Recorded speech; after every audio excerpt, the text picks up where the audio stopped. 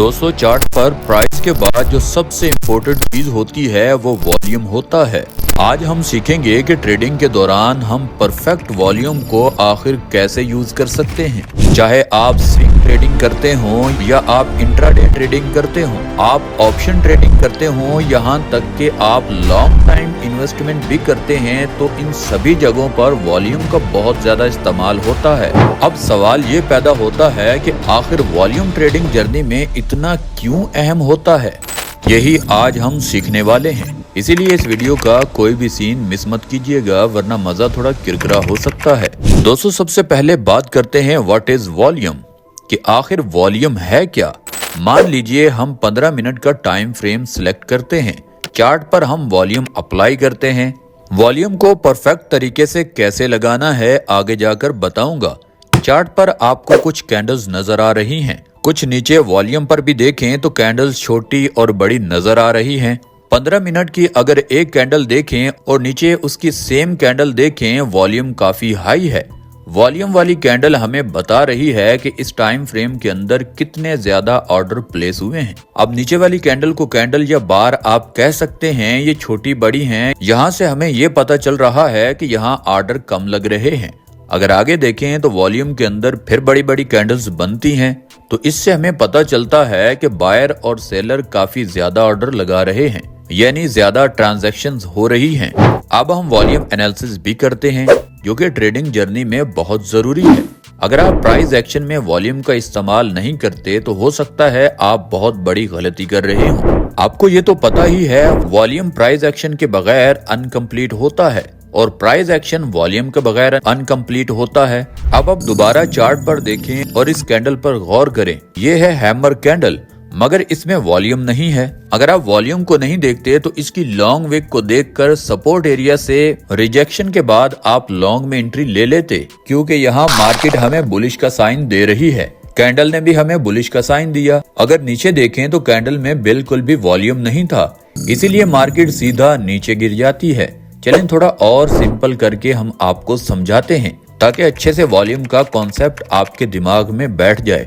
Price action और volume, यही वो दो चीजें हैं जो मार्केट में क्या होने वाला है ये सब पहले ही बता देती हैं। उसके बाद हम जो भी इंडिकेटर अपनी ट्रेडिंग की एक्यूरेसी को बढ़ाने के लिए इस्तेमाल करते हैं, वो इंडिकेटर थोड़ा लेट सिग्नल देते हैं। जो मार्केट कर चुका होता है वो बाद में सिग्नल देते हैं कि मार्केट ने यहाँ से ये किया, क्योंकि जो भी आप इंडिकेटर को देखते हो या यूज करते हो, ये इंडिकेटर प्राइस या वॉल्यूम से ही बने होते हैं। कुछ इंडिकेटर वॉल्यूम और प्राइस एक्शन को मिक्स करके भी बनाए जाते हैं, क्योंकि मार्केट में सबसे पहले वॉल्यूम और प्राइस एक्शन में चेंजिंग्स आती हैं। इंडिकेटर उनको रीड करने के बाद हम तक वो सब पहुंचाते हैं। अगर आपको वॉल्यूम और प्राइस पर पूरा कंट्रोल है तो फिर आपको ज्यादा इंडिकेटर लगाने और देखने की भी जरूरत नहीं है। अब हम कुछ ये जानते हैं कि आखिर वॉल्यूम को इस्तेमाल करके हम ट्रेड कैसे ले सकते हैं। यहाँ चार्ट पर हमने एक रेजिस्टेंस लाइन ड्रॉ की है और एक सपोर्ट लाइन ड्रॉ करते हैं। यहाँ देखिए, ये ग्रीन कैंडल इस रेजिस्टेंस लेवल को ब्रेक कर रही है। अब हमें कैसे पता चलेगा कि ये जेन्युइन ब्रेकआउट है या कि फेक ब्रेकआउट है? तो इसकी कंफर्मेशन के लिए हम नीचे वॉल्यूम में देखेंगे। तो देखिए, नीचे वॉल्यूम की कैंडल काफी बड़ी बन चुकी है, यानी यहाँ बायर का काफी प्रेशर है, इसीलिए यहाँ वॉल्यूम बहुत ज्यादा हाई है। वॉल्यूम की कंफर्मेशन के बाद आप यहाँ लॉन्ग में एंट्री ले सकते हैं।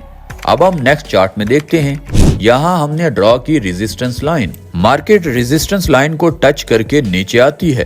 थोड़ा नीचे रेंज करने के बाद प्राइस दोबारा उस रेजिस्टेंस लाइन के पास जाती नहीं, बल्कि उसे ब्रेक कर देती है। अब ये छोटी सी इंडिसीजनल कैंडल बनी है। हम कंफ्यूज हो जाएंगे कि आखिर ब्रेकआउट असली है या फिर फेक ब्रेकआउट है। जितने में हम सोचेंगे हमारी ट्रेड मिस हो जाएगी। अगर हमने इस कैंडल का वॉल्यूम देख लिया होता तो हमें साफ साफ पता चल जाता कि यहाँ बायर काफी बेताब हैं प्राइस को ऊपर ले जाने के लिए। इस कैंडल का वॉल्यूम एवरेज कैंडल से काफी ज्यादा है। दोस्तों, एक बात जहन में रखें, जितने भी बड़े प्लेयर्स हैं जब ये बड़ी गेम डालते हैं तो इनका तरीका वारदात ये होता है, ये बहुत मुख्तलिफ करते हैं।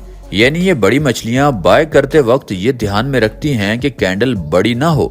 अब ये बड़े मगरमच्छ प्राइस यानी कैंडल को तो मैनेज कर लेते हैं, मगर ये वॉल्यूम को मैनेज नहीं कर पाते।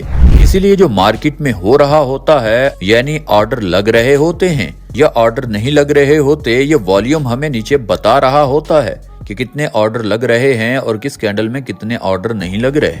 अगर प्राइस एक्शन और वॉल्यूम में फर्क है तो मार्केट वहां से रिवर्स हो सकता है। वॉल्यूम को मजीद डिटेल में देखने के लिए कहां पर वॉल्यूम घट रहा है, कहां पर वॉल्यूम बढ़ रहा है, आप वॉल्यूम पर क्लिक करेंगे, सेटिंग में जाएंगे, यहाँ स्टाइल में जाने के बाद वॉल्यूम MA का जो ऑप्शन उस पर आपको टिक कर देना है। ओके पर क्लिक करने के बाद वॉल्यूम के ऊपर एक मूविंग एवरेज लाइन लग जाएगी। यहाँ आपको ऑटोमेटिक पता चल जाएगा अगर आपका वॉल्यूम इस लाइन से नीचे है तो अभी बड़े बायर इस मार्केट में इन नहीं हुए, यानी अभी रिटेलर मार्केट के अंदर मौजूद हैं, बड़े बिग प्लेयर इस मार्केट में नहीं हैं। अगर इस मूविंग एवरेज की लाइन से वॉल्यूम ऊपर जा रहा है तो इसका मतलब है कि हमारा वॉल्यूम एक एवरेज से ज्यादा है। एक चीज और भी आपको ध्यान में रखनी है कि अगर चार्ट पर प्राइस बढ़ रही है और साथ ही साथ वॉल्यूम भी बढ़ रहा है तो आप मान सकते हैं कि ये एक स्ट्रॉन्ग बुलिश ट्रेंड है। आप इसमें अपने पॉइंट्स पर एंट्री ले सकते हो। दूसरी तरफ अगर प्राइस बढ़ रही हो और वॉल्यूम ना बढ़ रहा हो तो वो एक वीक ट्रेंड होता है, चाहे वो बुलिश हो या बेरिश, आप उससे अवॉइड कर सकते हैं। प्राइस के साथ वॉल्यूम भी बढ़ेगा तभी आप एंट्री लेंगे, वरना आप वेट करेंगे। आई होप आपको अच्छे से क्लियर हो गया होगा कि वॉल्यूम क्या होता है। वॉल्यूम का इस्तेमाल हम अपनी ट्रेड जर्नी में कैसे कर सकते हैं। आप अपनी मंजिल पर लगे रहें, खुदा आपको जरूर एक दिन कामयाब करेगा। अगर ये वीडियो आपको यहाँ तक अच्छी लगी है तो इस वीडियो को लाइक करें, चैनल को सब्सक्राइब करें। मिलते हैं नेक्स्ट वीडियो में, तब तक के लिए अल्लाह हाफिज।